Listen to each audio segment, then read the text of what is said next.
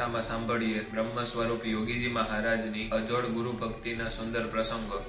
સંવત 1966 શ્રાવણ સુદ સાતમને શુક્રવાર તારીખ 12 ઓગસ્ટ 1910ની વહેલી પરોઢે રાજકોટમાં કૃષ્ણજી અદાને ત્યાં શાસ્ત્રીજી મહારાજ સાથે યોગીજી મહારાજનું પ્રથમ મિલન થયું।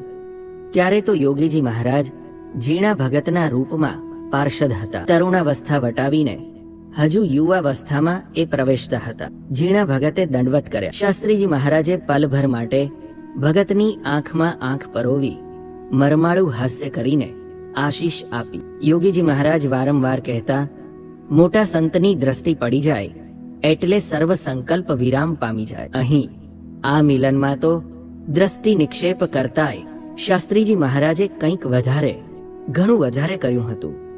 એ મિલન એક બૃહદ ધાર્મિક ક્રાંતિનું એક આધ્યાત્મિક ચરણ હતું। એ કદાચ શાસ્ત્રીજી મહારાજ સિવાય કોઈ જાણતું નહીં હોય। શાસ્ત્રીજી મહારાજને મળવા યોગીજી મહારાજનો જીવ તલસી રહ્યો હતો અને વિજ્ઞાનદાસ સ્વામીની આકરી તાવણીમાં 17 વર્ષ સિજાયા પછી શાસ્ત્રીજી મહારાજનો ઈશારો થતા એમની પરમ શીળી છાયામાં યોગીજી મહારાજે પ્રવેશ કર્યો। શાસ્ત્રીજી મહારાજને ચરણે એમણે પોતાનું સમગ્ર અસ્તિત્વ જ ધરી દીધું હતું। એક વખત એમણે ભાવનગરના પ્રભુદાસ શેઠના ભાણા જયંતિભાઈ આગળ કહ્યું હતું, જીવનમાં મહારાજ, સ્વામી અને શાસ્ત્રીજી મહારાજ મળ્યા તેથી આપણું જીવન ધન્ય બની ગયું। એમાં બધુંય આવી ગયું, નહીતર ક્યાંય તેલ પડીનો જોખ કરતા મનખો હારી જાત। વળી જારોડામાં એમણે હરિભાઈ પુરુષોત્તમભાઈના એક પ્રશ્નના ઉત્તરમાં કહ્યું હતું, આપણને તો શાસ્ત્રીજી મહારાજ મળ્યા છે અને મોક્ષનું દ્વાર મનાયા છે, તેથી કલ્યાણ થઈ જ ગયું છે અને એમાં બધું જ આવી જાય છે। મુંબઈથી સંતોને એક પત્રમાં યોગીજી મહારાજે લખ્યું હતું, જો સંસારમાં હોત તો રખડી રખડીને મરત પણ શાંતિ ન થાત। આ તો આખું જીવન સ્વામીશ્રીને અર્પણ કરેલ છે, તે કાંટો રાખવો। યોગીજી મહારાજે 40 વર્ષ સુધી શાસ્ત્રીજી મહારાજની અનુવૃત્તિ કેવી રીતે સાચવી એ અંગે હૃદયના ઉમળકાથી ઘણી વાર પોતે જ કહેતા, અમે શાસ્ત્રીજી મહારાજ સાથે રહેતા, તે જેમ કહે તેમ કરીએ। જમતા હોઈએ ને બોલાવે તો તરત કોળીઓ મૂકીને ઊભા થઈ જઈએ। પ્રદક્ષિણા કરવાનું કહે તો તરત પ્રદક્ષિણા કરીએ। માળાનું કહે તો માળા ફેરવીએ। સ્વામી સૂતા હોય ત્યારે જરા પણ અવાજ ન કરીએ। શાસ્ત્રીજી મહારાજ સાથે બધા ફરતા, 25-50 માણસો, તે બધાનું સાચવીએ, બધાને સંભાળીને જમાડીએ, નાસ્તા પાણી કરી આપીએ, શરબત વગેરે કરી આપીએ। બધાને આસન મળ્યું છે કે નહીં તેની તપાસ કરીએ, આસન પાથરી આપીએ, એટલે શાસ્ત્રીજી મહારાજને બધાની સંભાળ રાખવી ન પડે એટલે બહુ રાજી થાય। 12 વાગે સૂઈએ, 4 વાગે ઉઠીએ, 13 કલાક કામ કરતા। પછી ઊંઘ તો એવી ચડી જાય, પણ 4 વાગે તરત ઉઠી જઈએ। થાકને ઊંઘ માર્યા ફરે એનું નામ નહીં। છાનામાના સેવા કરીએ તેથી કોઈ રોકે નહીં। એમ સ્વામીની અનુવૃત્તિ સાચવી, ભક્ત્યાનુવૃત્ત્યા, એમ સૂત્રમાં સમજી જવું, એના કાંઈ નગારા ન વગાડાય। અમે 40 વર્ષ દાખલો કર્યો ત્યારે મહારાજની દ્રષ્ટિ પડી, રાજીપો કાંઈ એક દિવસમાં થતો નથી, એ કાંઈ એમને મળે છે? એક પ્રશ્નના જવાબમાં યોગીજી મહારાજે પોતાને શાસ્ત્રીજી મહારાજના દર્શન સ્વપ્નમાં કેમ થતા હતા એનું કારણ જણાવતા એમણે સંતો અને ભક્તોને કહ્યું હતું, શાસ્ત્રીજી મહારાજના જ મનનું ધાર્યું કર્યું છે, પણ આપણા મનનું ધાર્યું કર્યું નથી, તેથી સ્વામી અતિશય રાજી થયા છે ને દર્શન દે છે। સ્વામી એટલું જ કહે, જોગી અમુક ગામડે જવું છે, તે ખાવાનું પડતું મૂકીને ગાડીએ ચડી બેસીએ। સ્વામી કહે, જોગી ટપાલ લખવી છે, તો તરત જ હાજર। ટપાલ લખતો હોઉં તો પેન પણ આપી દઉં, જરાય ઓશિયાળા ન કરું ને નિર્ગુણ સ્વામીની સેવામાં કોઈ ન રહે ને સ્વામી મને રાખતા, તે સ્વામીના જેવો જ ભાવ લાવી જરા પણ ફેર નહીં સેવા કરતા। પૂજા પાથરી દઉં, ગરમા ગરમ ફૂલકા જમાડું, નિર્ગુણ સ્વામી શાક સુધારે ને હું રસોઈ કરું ને આખા મુંબઈમાં ફરતા પણ ગાડી, ટ્રામ કે બસ ન કરવા દઉં। નિર્ગુણ સ્વામીની તબિયત સાચવવી બહુ કઠણ, તે સ્વામી મને મોકલતા। સ્વામીને રાજી કર્યા તે અત્યારે સુખ આવે છે ને દર્શન દે છે। એક પ્રસંગે યોગીજી મહારાજે શાસ્ત્રીજી મહારાજની અનુવૃત્તિ સાચવવા બાબતમાં કહ્યું હતું, શાસ્ત્રીજી મહારાજની પૂજા મેં 20 વર્ષ પાથરી. હું 3 વાગે ઉઠીને મારી દેહ ક્રિયા કરી બેસી જાઉં, પાણીનો કટોરો તૈયાર કરું, પછી ચંદન ઘસીને સ્વામીને તિલક કરાવું, ત્યાંથી ખસીએ નહીં. પૂજા સુધી કંઈ કામકાજ ન કરીએ તો મને સુખ આવ્યું. સૂઈ રહ્યા હોત તો દેહનું સુખ આવત, પણ મોક્ષનું સુખ ન આવત. અનુવૃત્તિ સાચવવાના સંદર્ભે યોગીજી મહારાજે સમજાવ્યું હતું કે ગુરુને પોતાનો આત્મા માનવો જોઈએ, પણ એ ક્યારે બને? ગુરુમાં સંપૂર્ણપણે જોડાઈ જવું જોઈએ, તદ્વત ભાવને પામવું જોઈએ. અનુવૃત્તિમાં રોમ જેટલો ફેર ન પડવો જોઈએ. ગુરુમાં કદીય અભાવ ન આવવો જોઈએ. શાસ્ત્રીજી મહારાજે ભગતજી મહારાજની આજ્ઞા લોપી નથી, તો એ ભાવને પામી ગયા. ભલે લાખ ગાઉ છેટે રહ્યો હોય, પણ અભાવ ન લે તો જોડાયેલો જ છે. અને આ કારણે યોગીજી મહારાજ હંમેશા પોતાના ગુરુની ગરિમાને સહેજ પણ આંચ ન આવે એવું પોતાનું વલણ રાખતા. કોઈ એમની ગુરુ સાથે તુલના કરે કે ગુરુ કરતા પોતે કંઈક વિશેષ હોવાનું કહે તો પોતે દુઃખી થઈ જતા અને વક્તાને ત્યાં જ બોલતા અટકાવી દેતા. એક વખત ગાના ગામમાં યોગીજી મહારાજના પગ દાબતી વખતે એક યુવકે કહ્યું, આપ શાસ્ત્રીજી મહારાજ કરતા પણ અધિક લાગો છો. યોગીજી મહારાજે તરત જ પગ ખેંચીને પલાઠી વાળી દીધી, પગ બીડી દીધા, બધા યુવકોને ખસેડી દીધા, ટટ્ટાર થઈ ગયા અને એકદમ બોલ્યા, કોણ કહે છે એવું? યોગીજી મહારાજના શબ્દોમાં કોઈ મહાન ગુનો થઈ ગયા પછીની મનોવેદના હતી. યોગીજી મહારાજે ફરી કહ્યું, તમે સ્વામીને જોયા છે? જોયા હોય તો આવો સંકલ્પ જ ન થાય. આવું સાંભળ્યું તો હવે મારે ચાંદ્રાયણ કરવું પડશે.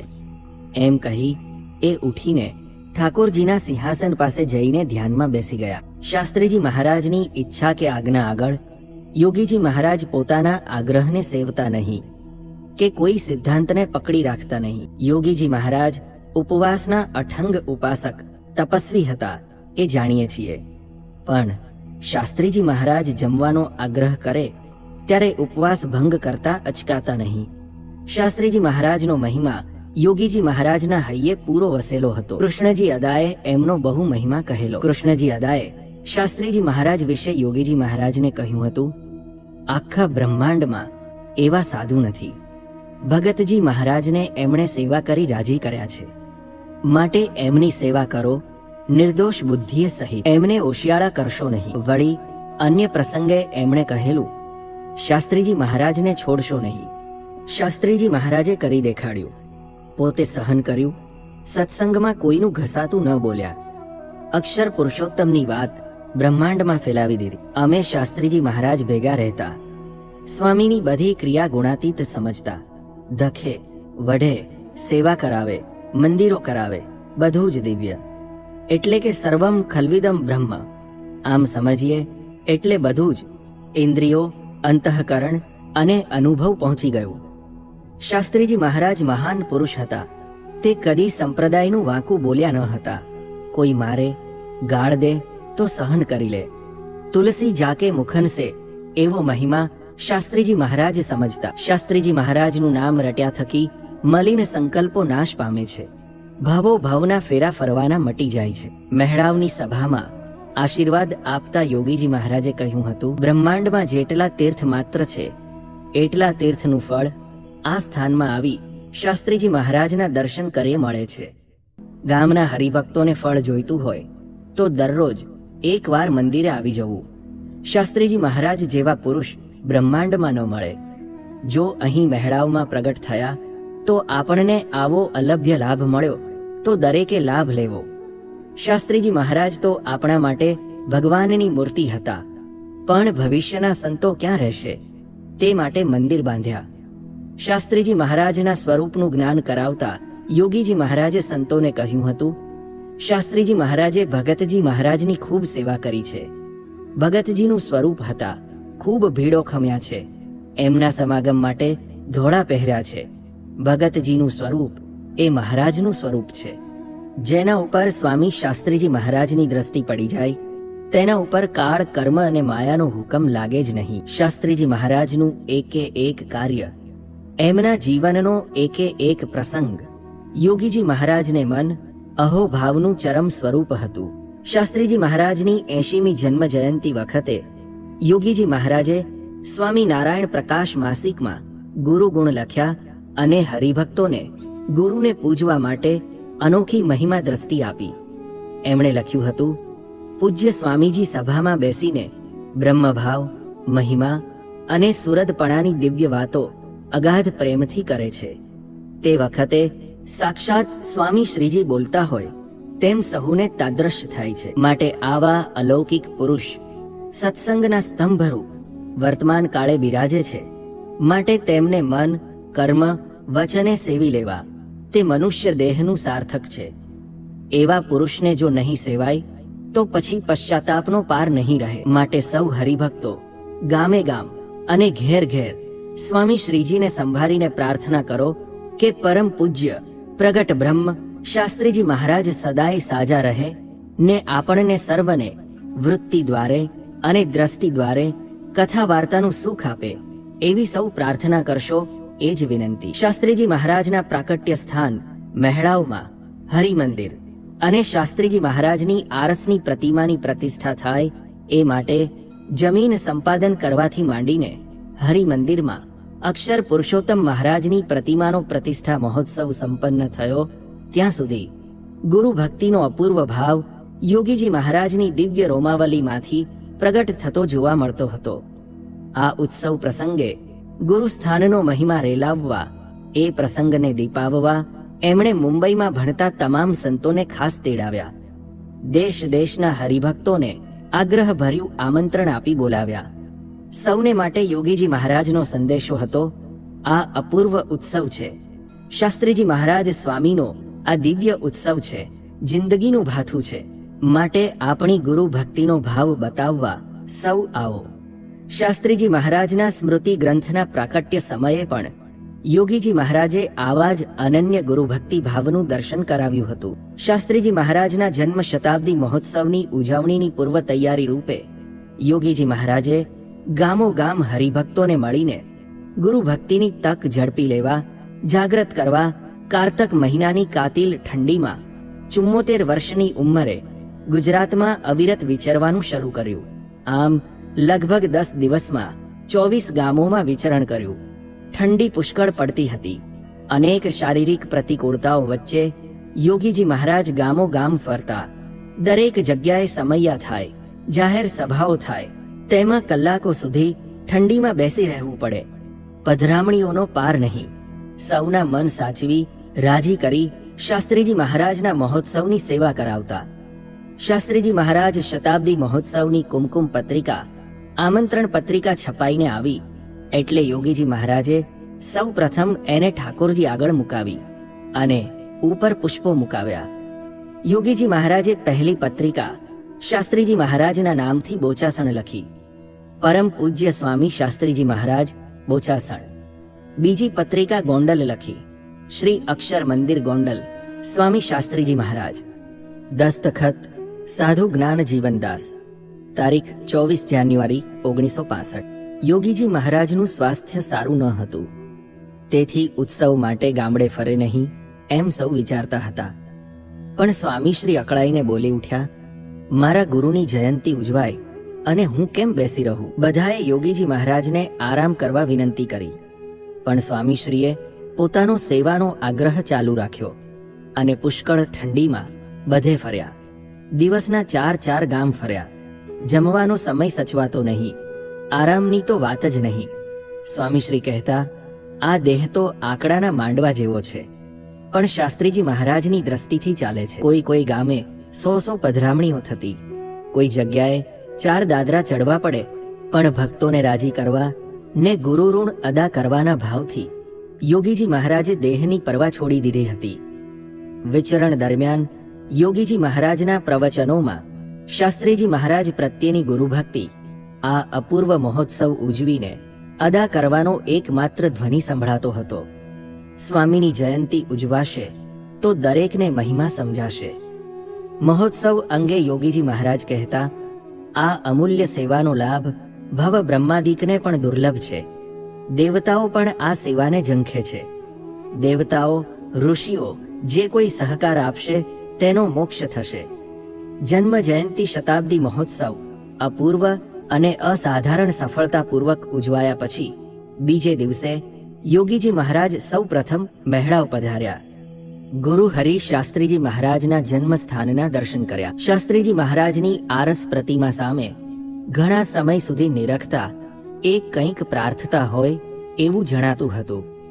મહોત્સવ ઉજવી ગુરુ ઋણ અદા કરવાનો યત્કિંચિત પ્રયત્ન તો કર્યો, પણ કંઈ ભૂલ થઈ ગઈ હોય, કંઈ ખામી રહી ગઈ હોય તેની કદાચ માફી માંગતા હોય એવું જણાતું હતું. એ જ રીતે વડતાલ પધારી હરિકૃષ્ણ મહારાજ પાસે કેટલીય ક્ષણો સુધી આભાર માનતા હોય એમ ઊભા રહ્યા અને પછી એ જ હેતુથી બોચાસણ પધાર્યા. તારીખ 9 ડિસેમ્બર 1966ના રોજ વહેલી પ્રભાતે 5:30 વાગે યોગીજી મહારાજે મહેડાવમાં કરેલી પ્રાર્થના ઐતિહાસિક બની રહી છે. એમાં એમની ગુરુ ભક્તિના સ્ફટિકશા દર્શન થાય છે. ગુરુ ભક્તિની અસ્ખલિત ગંગા એમના મુખ કમળમાંથી આ રીતે વહી રહી હતી. આ ગુરુનું સ્થાન મહેડાવ છે, તેનો અદ્ભુત મહિમા છે. શાસ્ત્રીજી મહારાજનો અહીં જન્મ થયો. વૃંદાવનની ભૂમિ કરતા આ ભૂમિ શ્રેષ્ઠ છે. ઝાડપાન, પૃથ્વીના રજકણો પવિત્ર થયા છે. અહીં 11 વર્ષ રહ્યા. તુલસીના માંજર કરી મંદિરો બાંધતા. સ્વામી શાસ્ત્રીજી મહારાજ એ વિજ્ઞાનાનંદ સ્વામીના શિષ્ય. અગાધ મહિમા. મહુવા જઈ ભગતજીને સેવ્યા. ભાદરોડમાં રહ્યા. ભગતજીની અનુવૃત્તિએ સેવા કરી. જાગા ભગતને સેવ્યા. રાજકોટમાં અદાનો સમાગમ કર્યો. ભગતજીએ દેહ મૂક્યો ત્યારે સ્વામીને રાજકોટ સમાચાર મળ્યા. તે વખતે રામજી ભટ્ટ જોડે બેઠેલા. તેમણે કહ્યું, હવે પૃથ્વીનું મંગલ ગયું. ભગતજી પૃથ્વી ઉપર મંગલ હતા. ત્યારે શાસ્ત્રીજી મહારાજે કહ્યું, સત્પુરુષ પૃથ્વી ઉપરથી કદી જતા જ નથી. એમ ગોષ્ઠી કર. હે શાસ્ત્રીજી મહારાજ, તમારી કસણીમાં હંમેશા રહેવાય, તમારા શરણમાં રહેવાય એવા ગુણ આપજો.